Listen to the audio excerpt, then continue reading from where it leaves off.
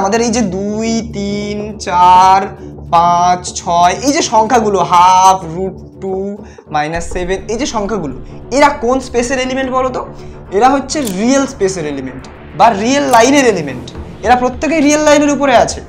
But এই যে gx = e⁻x, fx = x, fx = x², এই যে এলিমেন্টগুলো এগুলো তো একটা ফাংশন। এই যে f g h এই যে ফাংশনগুলো এগুলো কিন্তু একটা বিশাল বড় স্পেসে আছে। সেই স্পেসটার নাম কি বলো তো? সেই স্পেসটার নাম হচ্ছে ফাংশন স্পেস।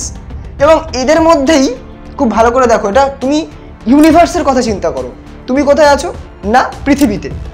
পৃথিবী কোথায় আছে? না সৌরজগতে। সৌরজগৎ কোথায় আছে?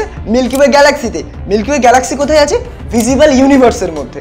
ওকে, তেমনই তুমি ভাবতে পারো এটা হচ্ছে সমস্ত ফাংশনকে নিয়ে একটা স্পেস। আচ্ছা, তার মধ্যে কোথাও একটা পলিনোমিয়াল ফাংশনের স্পেস আছে। তার মধ্যে পলিনোমিয়াল বা বহুপদী সংখ্যামালা কেমন দেখতে?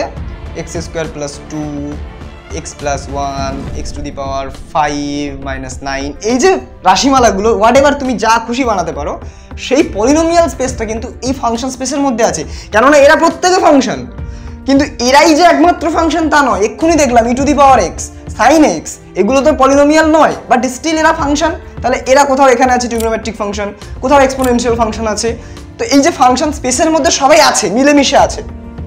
তাই একটা স্পেশাল ফাংশন হচ্ছে কি পলিনোমিয়াল, যেটাকে আমরা এইভাবে লিখি p(x) টাইপের জিনিসপত্র, ঠিক আছে? Polynomial space. এই পলিনোমিয়ালেরই মধ্যে, আচ্ছা এগুলো যদি পলিনোমিয়াল হয়, তুমি x এর কোএফিসিয়েন্টটাকে 0 করে দাও, তাহলে 2 একটা পলিনোমিয়াল, 1 একটা পলিনোমিয়াল, 9 একটা পলিনোমিয়াল, -3 এগুলো তো একটা পলিনোমিয়াল হিসেবে আমরা ট্রিট করতে পারি। কি পলিনোমিয়াল এগুলো? কনস্ট্যান্ট পলিনোমিয়াল বা ধ্রুবক বহুপদী সংখ্যা, ঠিক আছে?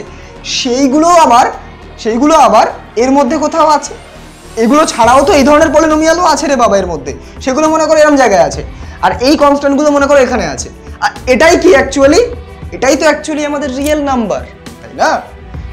যেখানে x নেই, শুধুমাত্র সংখ্যা আছে, সেটাই তো রিয়েল নাম্বার।